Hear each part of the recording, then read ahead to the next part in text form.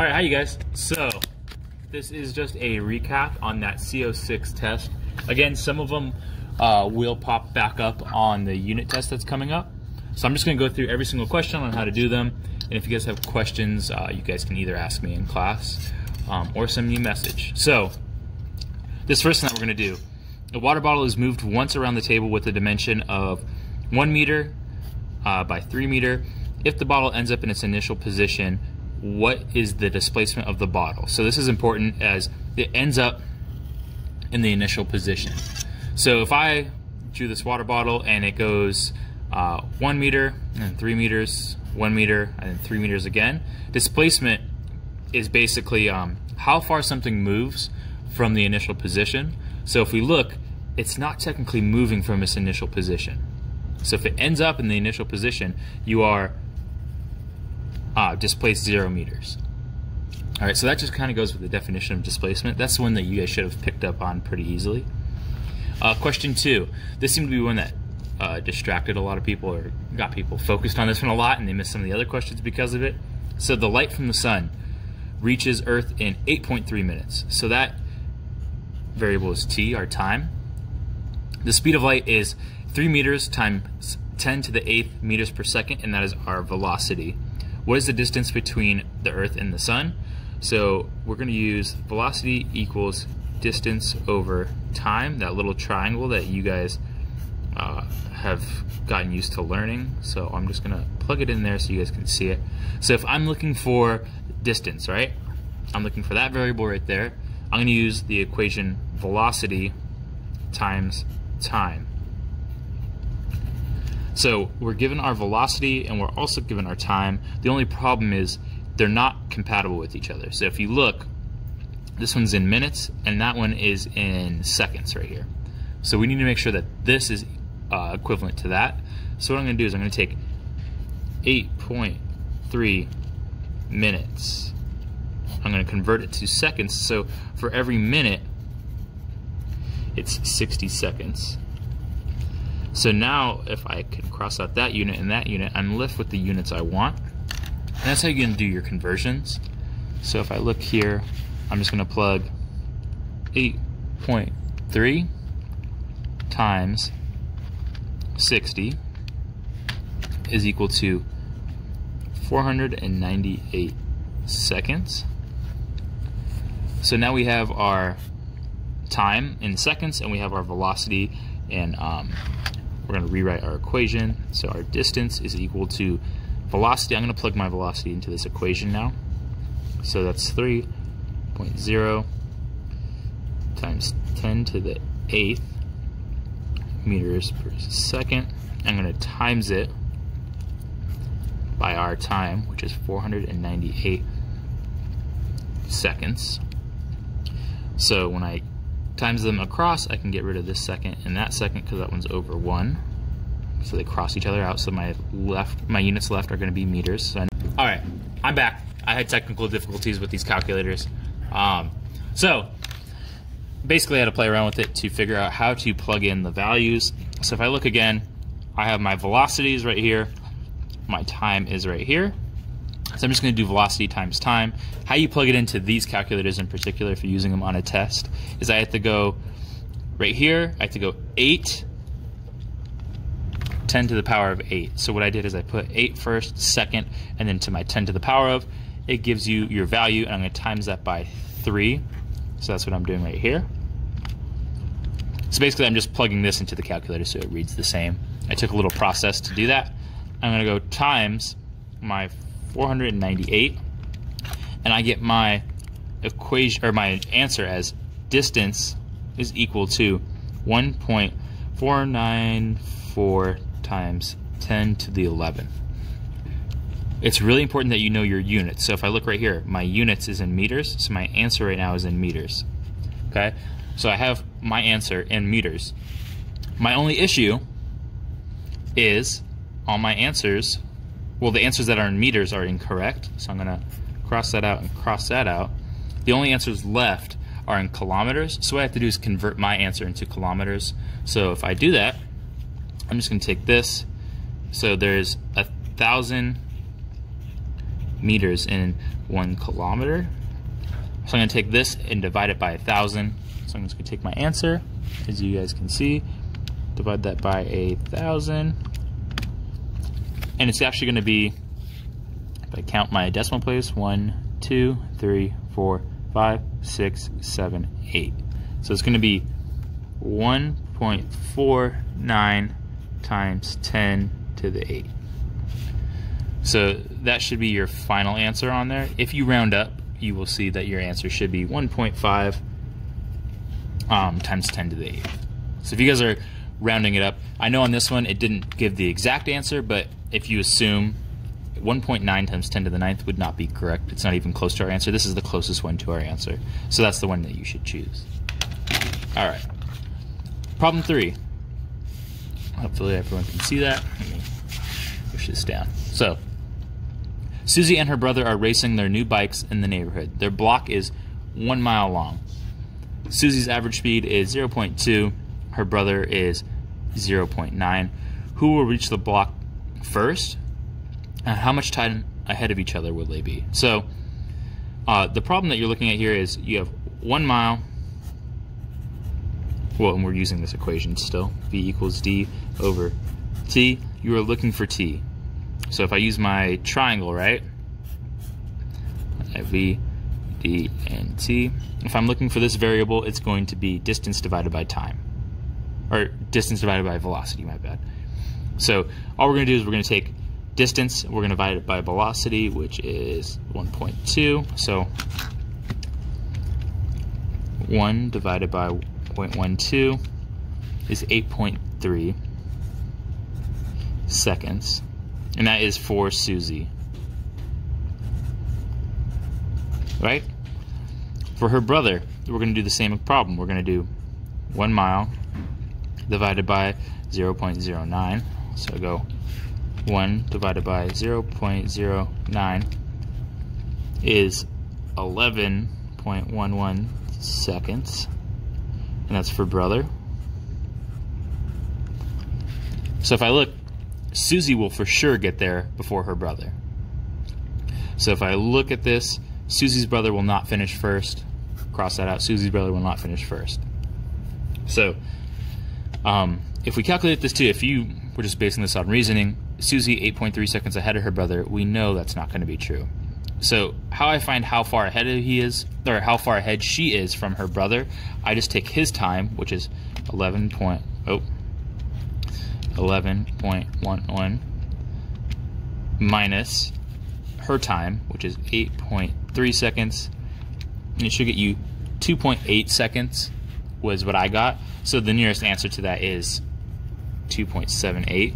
It's not a super exact measurement, but that's where you should be at. So if you're estimating on it, Susie would not be 8.3 seconds ahead of her brother, so you can cross that one out as well. So I know this isn't the exact answer, like what you guys were looking for, but it's the closest one to our answer. It's the one that makes the most amount of sense. If you chose something like this, Susie's brother was 2.8 seconds ahead of Susie, that would not make sense because he took longer to finish that 1 mile than she did. All right, 4. Eric cruises around the world in his new, Eric cruises around in his new pickup truck for 2. What's up, you guys? Welcome back to my channel. That was a request by Jaquan, by the way. So let me just plug that in. Okay. Hopefully it sits. Hopefully you guys can see that and it's balanced. I think we're good. All right. So we're looking at problem 4. So Eric cruises around his new pickup for 2 hours at 40 kilometers per hour. For another hour at 60 kilometers per hour. What's its average speed? Again, average speed is total distance over total time. So hopefully I erased that 3 well enough. So the total time I'm going to put down here is going to be 3 hours. Because he cruises for 2 hours and he cruises for another hour. Now what we need to find is how far did he go. So we have to use this equation still. Velocity equals distance over time. So if I plug in, I have time and velocity. So to find distance, right? My distance is actually going to be rewritten as what do you call it? Velocity times time. My bad. So velocity and time. So if I look at this, my distance is velocity and time. So I have 2 hours for 40 kilometers. So what I'm gonna end up doing is if I go here, I go 2 hours times 40. So you guys can all see that, is 80. So I went 80 kilometers for that first 2 hour session. For my next session, I went 60 kilometers per 1 hour. So all you'd have to do is 60 times 1, which is 60, plus the 80. So I'm gonna put plus 60 kilometers. I went a total of 140 kilometers in 3 hours. So if I do 140, divide that by 3, my average velocity is equal to 46.67. If I look over here, 46.7 is going to be my answer. That is the closest one if we round it up. Cool?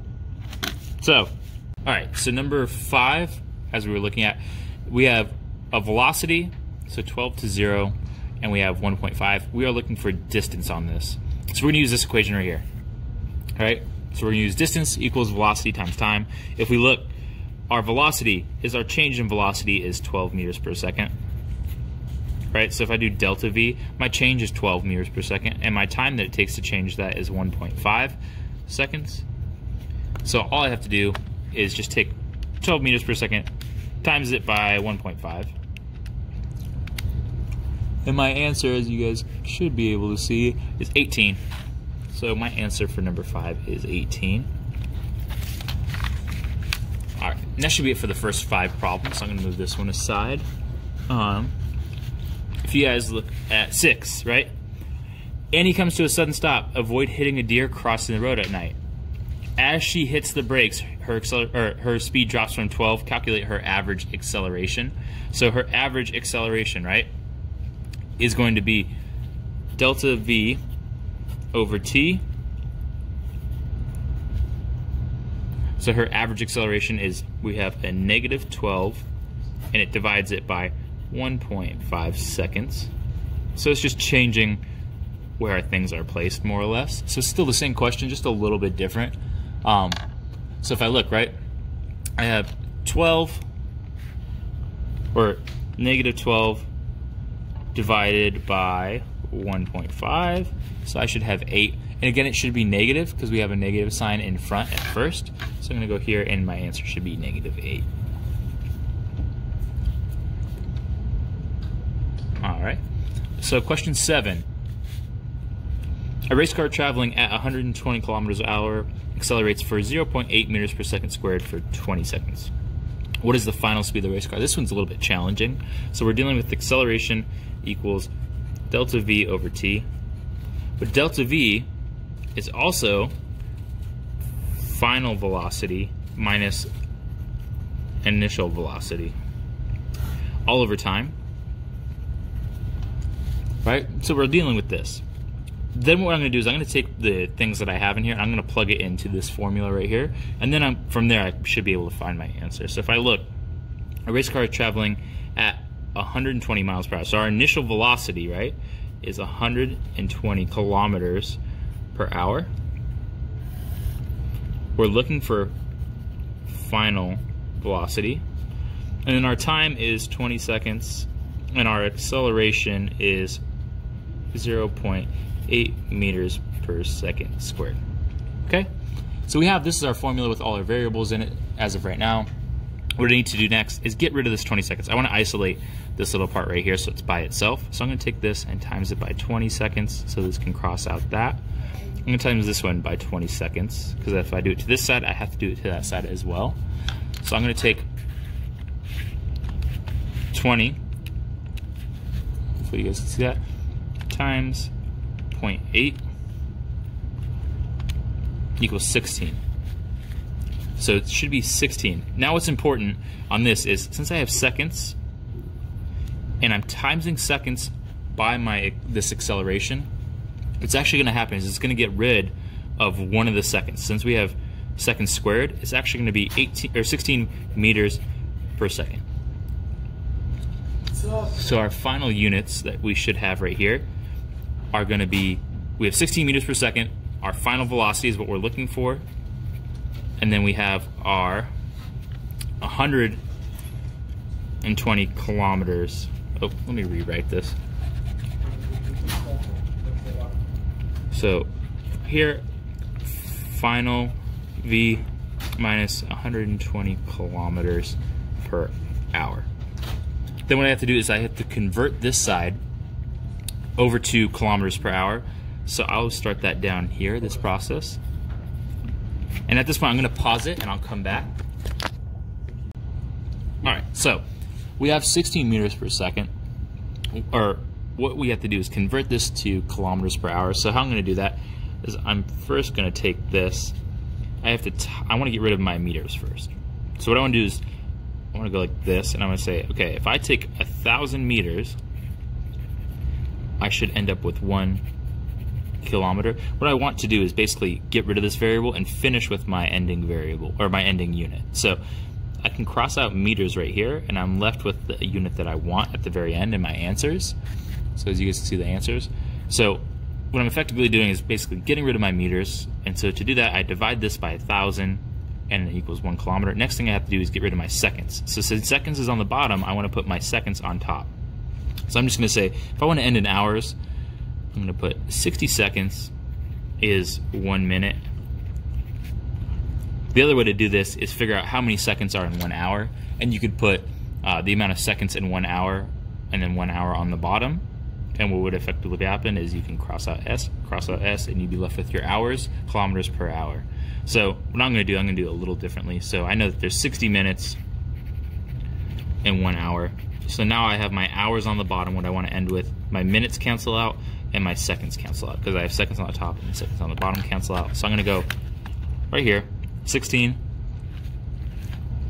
So I'll place, there you go, 16 times 60 times 60 divided by 1,000. And I should have right here 16 meters per second is the same thing as 57.6 kilometers per hour equals final V. So I'm just going to do VF minus 120 kilometers per hour. So now all I have to do is add my 120, add my 120 from this side to that side. So I add 57.6 plus 120 equals 177.6, and that should be my final velocity. So if I look at my answer key, 177.6 is my answer. So that should be that whole problem 7. It is a whole bunch of steps. You have to know how to break down your acceleration equation as well as find units. So I had to convert 16 meters per second into kilometers per hour. So make sure you know how to convert.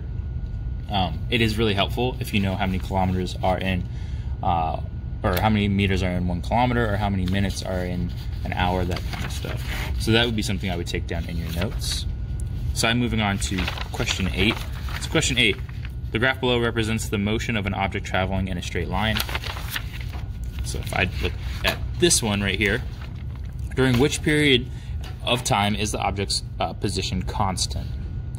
So what I want to do is look at my sides. So if I look at my X and Y axis, I notice right away that my X axis is time. That should always be correct. And then I want to look at my y-axis. So my y-axis is distance. So anytime you're looking at a distance time graph, not a speed time graph, if I look at a flat line, I know that these flat lines represent stopping. I know that these increases right here represent speed or movement, right? So during which period is the position constant? Well, I know it's speed and movement. If I'm looking at any of this part right here, my object is moving. It's speed, it's movement. If I look at any of the flat lines, I know that my object's position is constant. It's not going anywhere. So for this question, it should be 4 to 6, because this is the spot, from 4 to 6 is the spot where you are not moving at all. Right here and here, you can't really tell you can tell where the position is, but you can tell that it's actually moving locations along from 0 to 4. But from 4 to 6, it's just staying constantly stopped. So number 9, The graph below represents the motion of an object traveling in a straight line. So this is the same graph. We're still dealing with distance and time, right? During which periods of time is the object's speed constant? So if I look at this, my slope from 0 to 2 is going to be 1 over 2, right? So I go up 1 over 2. My speed is consistent right here, as my slope is consistent. So from 0 to 2, oh, it's on this side right here. Hopefully you guys can see this. So from 0 to 2, my slope is consistent. I also look from 2 to 4, I have up 2 over 2, or 1 over 1, right? So up 1 over 1, up 1 over 1. So my slope is 1.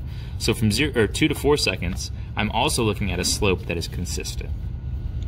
Now those should be the two answer selections that you choose, because if you look, 4 to 6 is not an option, but if you wanted to, 4 to 6 is technically, its speed is constant, it's constantly 0, but that's not an option on here. So if you look, from 0 to 4, it's changing. So it's going from 1 over 2, so 1/2, to 1. So from 0 to 4 cannot be correct. From 2 to 6, I go from a 1 meter per second, or not 1 meter per second, 10 meters per second to flatlining. So from 2 to 6, that cannot be your speed constant either, because what happens is it's going to stop. So from 0 to 2, you have the same slope, and then from 2 to 4, you have the same slope. So it's basically areas that have the same slope are going to have an area where the speed is constant. All right, set that one aside. Question 10. The graph below represents the motion of an object traveling in a straight line. What is the average speed of the object during the time interval of 2 to 4 seconds? So if I go from 2 to 4, average speed is, as we talked about before, average speed or velocity is total distance over total time. So our total distance from 2 to 4 is from 10 to 30. So 30 minus 10 equals 20, and our total time is from 4 minus 2, final minus initial, which is 2. So our average velocity is 20 divided by 2, which equals 10 meters per second.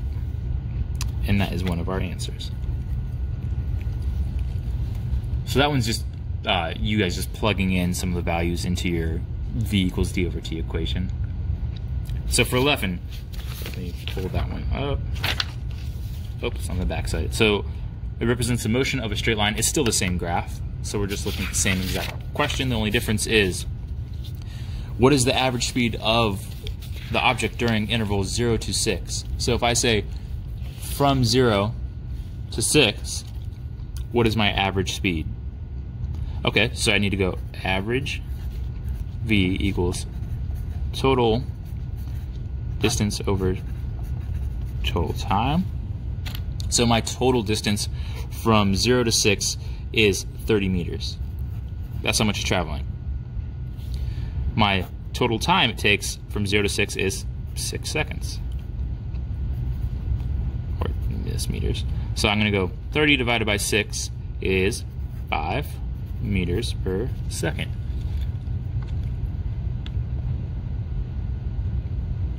And that should just be like that.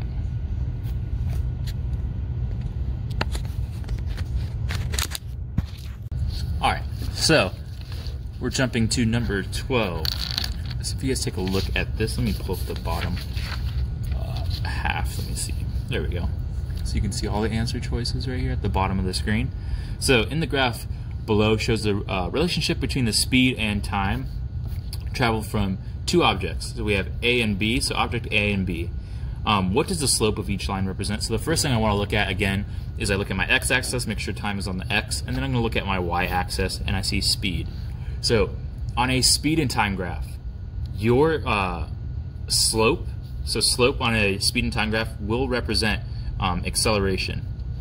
So if I look, it should not be distance traveled, because that's not true. It should not be constant speed. Constant speed on a distance time graph will actually just look like a flat line. So there's a little bit of a difference. Negative acceleration.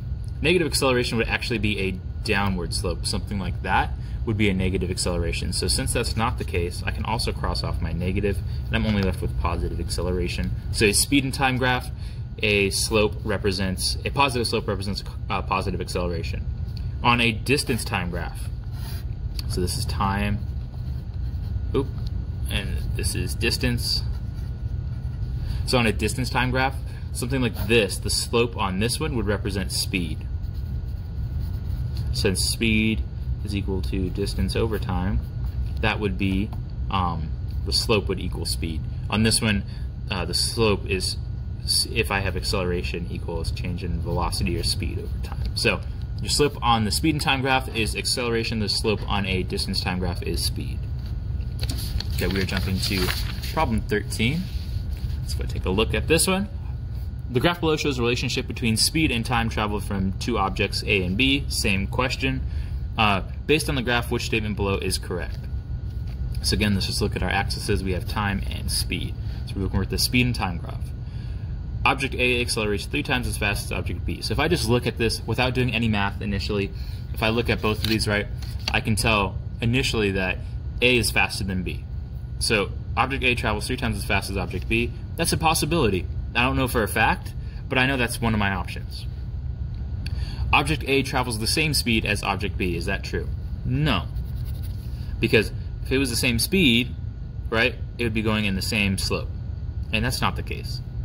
Object A travels at a slower speed than object B. That's not true either. Object B is slower due to the acceleration, right? And object A travels twice as fast as object B. That's another option. So what I have to do first is figure out what is my slope of each line. There's 2 ways to do this. I can do the up and over method, or I can just do the math. I'll show you both. So for example, if I want to figure out what is the slope of A, point slope form, as you guys should know, is y2 minus y1 over x2 minus x1. Okay.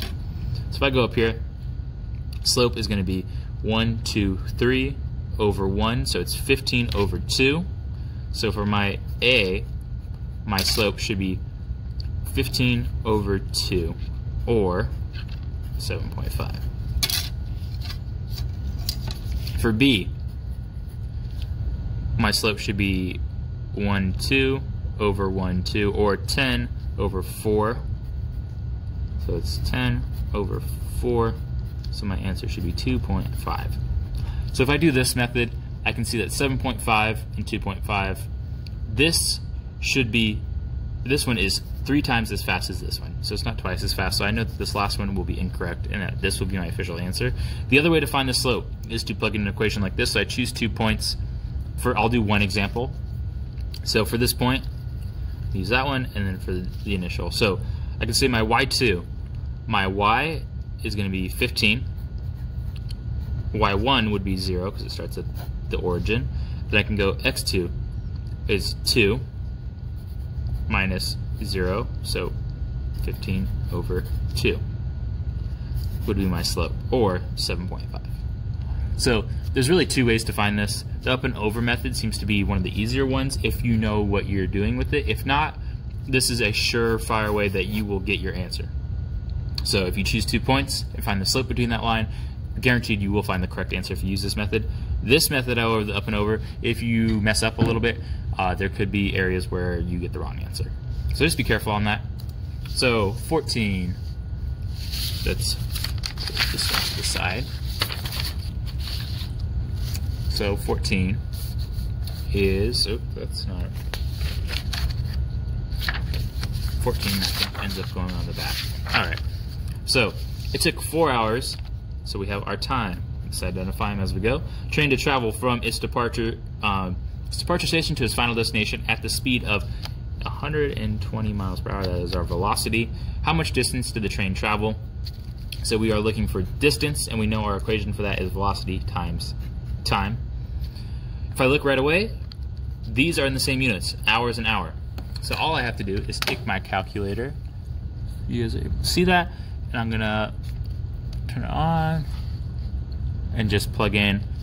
What was my time again? It was 4 times 120. So 4 times 120 is 480. This is my distance traveled. And make sure 480 is right here. Is my answer. That should be an easy kind of give me question. You should know velocity and time. If you are struggling with those concepts, make sure you review some of the modules and look back at some of the questions. But that should be a fairly simple one to get simple points. You have time and velocity, and all you have to do is plug those values into here. So I would just plug right here, my velocity is 120, and my time is 4 hours, so it's 120 times 4. All right, backside. How much time would it take for the sound of thunder to travel 7 kilometers if the sound travels at 300? Oh, that was a bad line. 330 meters per second. So I'm given right here, I'm given my distance, and right here I'm given my velocity. I am looking for time. So if I do my triangle, I have velocity, distance, and time. To find time, I need to do distance divided by velocity. So, in case you guys, I should probably review this triangle so you guys, if you already know this triangle, you probably skip through this part. But if I go like this, I'm going to make it nice and big so we can look at it. We are distance, velocity, time. So right here, if I want to find these two, if I want to find distance, I have to go velocity times time. And if I want to find time, I have to go distance divided by velocity. If I want to find velocity, I go distance divided by time. That's how this triangle kind of works, just so you guys have a heads up. So I have distance and velocity. As I notice, kilometers, meters. There's two differences, right? We're not working with the same units. So initially, I have to find the same units. So if I look here, how much time would it take for the sound? So I'm looking for time. So I do distance divided by velocity. My distance is 7 kilometers, and my velocity is 330 meters per second. I need to convert this to meters. So I'm going to go down here. I'm going to go 7 kilometers. I want to get rid of kilometers. I want to finish in meters. That's my goal, to make these all the same. So I go put kilometers on the bottom and put meters on top. Well, I know that 1 kilometer is equivalent to 1,000 meters. So I just go 7 times 1,000. Go here, so you guys can see it. There we go. 7 times 1,000, which you guys should know off the top of your head, but it's 7,000. So I'm gonna put it down here. So I have 7,000 meters divided by 330 meters per second. So I have 7,000. I'm gonna divide it by 330. And I get 21.2 seconds. So if I look at my answers, there's no exact answer, but the closest one is going to be 21 seconds, and that should be your answer. All right. Now looking at 16. So at 16, in the graph below, which line represents an object traveling at a constant speed? As you guys can look, or as you guys can see, this is the whole problem right there. I'm looking at a velocity time. So if I say constant speed, in a distance time, it would be something like B or D or A. But in a velocity time, constant speed, you are referring to C, line C only. It is traveling at a constant speed. The velocity never changes. So 16 should just be whether you understand a velocity time graph or a distance time graph. So it should be C. 17. So I'm going to jump this one over here. 17. In the graph below, which line represents an object traveling with a constant acceleration? So if I take a look at this, C, is there a constant acceleration? No, the acceleration for C would actually equal 0 meters per second squared. There is no acceleration on C because it's a constant speed. It doesn't give anything about direction, so you know that there's no acceleration on it. With A, there is a constant acceleration down. See how this slope is consistent throughout? That means that the acceleration is constantly decreasing or constantly decelerating. So A would actually be one of your options. All right?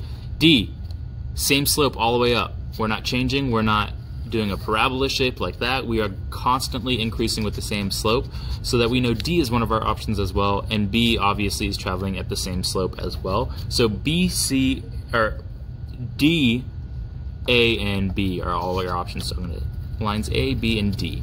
It would not be C. It would not just be line A, because if you look at line A, it is decelerating with a constant slope, but B and D also have that constant slope. B and D, I could see how some people might just choose this because they would think that A is not accelerating, but A is decelerating at a constant rate as well.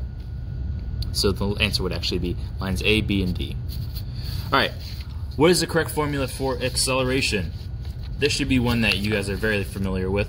Acceleration is equal to delta V over T. If you don't know what that means, it means change in speed or change in velocity over time. So I'm going to look at my options. So change in displacement, that is an obvious no. Change in time over speed, this would have to be flipped around for it to be correct, so this is a no. Change in position over time, change in position is very similar to displacement, and acceleration doesn't have to deal with distance, so no. So the only option left would be that first one right here, where change in speed over change in time. So delta V means change in, so that should be the correct answer for 18. 19.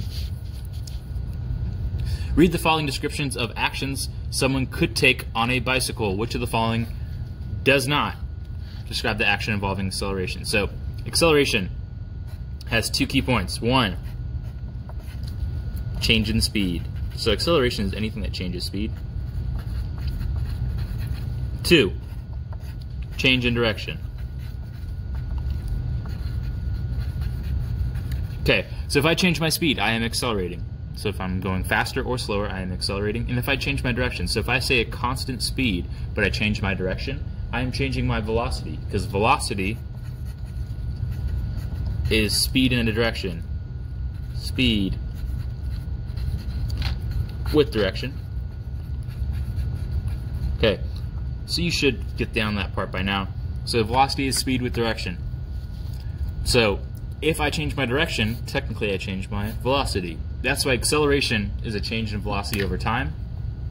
So if I change my speed or my direction, I am accelerating. So hitting the brakes, I am changing my speed. Taking a sharp turn, I am changing my direction. It doesn't talk about speed, but it doesn't need to, because if I change my direction, I'm changing my velocity, which means I'm accelerating. Pedaling faster, I would be changing my speed in that case. So coasting at a constant speed, it does not give you a change in direction, and you are not changing your speed. Therefore, coasting at a constant speed would not involve acceleration. Alright, 20. So, an aircraft travels at 100 meters per second to 300 meters per second in 100 seconds. As it takes off, calculate the acceleration. So right here I have V, V. So this is my final velocity, this is my initial, this is my time. Calculate the acceleration. Acceleration is equal to delta V over T. Another way to write that is final minus initial. These are both velocities over time. So if I plug those in, I should have 300 minus 100 all over 100. And this is seconds, and these are in meters per second. So 300 minus 100 divided by 100 should be 2. So if I look over here, it should be 2 meters per second. Now that should be a fairly simple one as well. That should be some easy points that you guys can get from that. Alright, 21. Reading the following statement, determine whether it is true or false. Acceleration is a vector quantity. So, one of the things with acceleration is, even if you didn't know this, you know that acceleration has to do with velocity. Velocity itself is a vector equation, so any change in velocity affects acceleration. So, acceleration is a vector quantity due to the fact that it is reliant on velocity. So since velocity is a vector quantity, so is acceleration. Again, vector quantity means magnitude with direction. Scalar means just magnitude. So some examples of this, like we reviewed in our last video, was magnitude just means just the number, whereas magnitude with direction means, for example, if I was in a car and I said I traveled 40 miles, that would just be a scalar quantity, just distance. But if I said I traveled 40 miles east, that would be your vector. So it's magnitude with direction. So there is good uses for vector, such as finding things.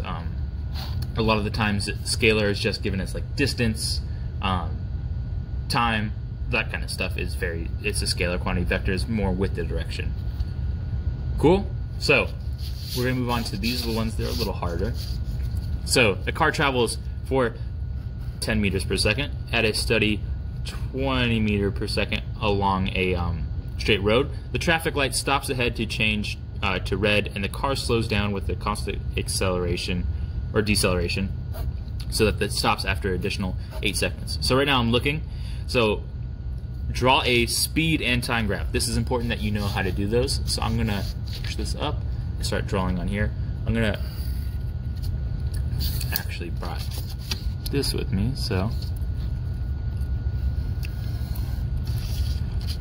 I'm gonna go 1, 2, 3, 4, 5, 6, 7, 8, 9, 10, 11. There's 18. Let me draw this line on it. Alright, this is 18. Here's 10. So there's 8 seconds in between there. I'm going to go up by 5s on this 5, 10, 15, 20, 25, 30. So this is 30. So I'm just setting up my graph. It is helpful if you know that this is a speed and time graph, because this will be time and it is in seconds, whereas this one will be velocity or speed, and that's going to be in meters per second. Cool. So the first thing says the car is traveling at 10 meters per second with a steady speed of 20 meters per second along a straight road. So with a speed and time graph, if I travel at a constant speed, I'm gonna just come up lightly from 10 so I know where to stop. Oh. So I travel at 20 meters per second for 10 seconds, right? I can erase that line. Then it says, the traffic light ahead changes to red. The car slows down with a constant deceleration so that it stops after 8 seconds. So that's why I go 1, 2, 3, 4, 5, 6, 7, 8. So if I come to a constant stop on a speed and time graph, I should have 0 speed.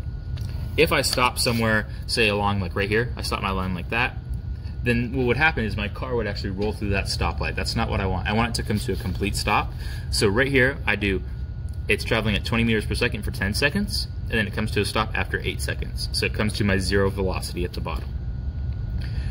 So for that one, you get 5 points just for setting up a graph just like that. Let me look at 23. I'm going to do it all on the same graph, so that way we can just follow along with it. So 23, car travels on for same problem.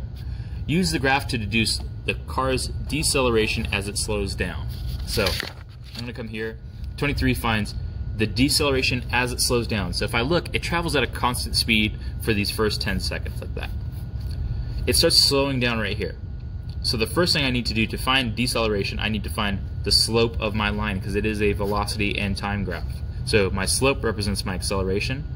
So I can go m equals y2 minus y1 over x2 and x1. So if I look, my x2 is 18, my x1 is 10, just from looking down here. My x-axis, my y's, it starts at 20. So my y1 is 20. My y2 is 0 because it ends at 0. So I have negative 20 all over 8, or negative 5 over 2. And you could also rewrite that in decimal form as negative 2.5. Cool? And that my acceleration for here is meters per second squared. Cool? that last one, so let's take a look at the very end. It says, use the graph to deduce how far a car has traveled during the 18 seconds described. So now I need to use this graph. I need to figure out how far the car traveled, right? One way to do that is we could go distance equals velocity times time. The other way to do that is just find the area of this whole thing. So underneath your graph, on a speed versus time graph, the area underneath will represent the distance traveled or displacement. So if I look, all I need to do is find the area of this rectangle. So area of a rectangle is length times width. Area of my triangle equals half the base times the height. So I'm going to do this side first. So it goes 10 lengthwise, and then widthwise it goes 20. So 10 times 20 is 200. Area of this triangle, my base is 8, so from 10 to 8 is 8. My height is 20, so 10 times 20 equals 160. Equals 160, and then I have to divide or times that by 1/2.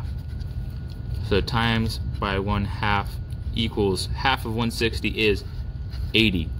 So total, I have 200 plus 80 is 280 meters is what I traveled during that time.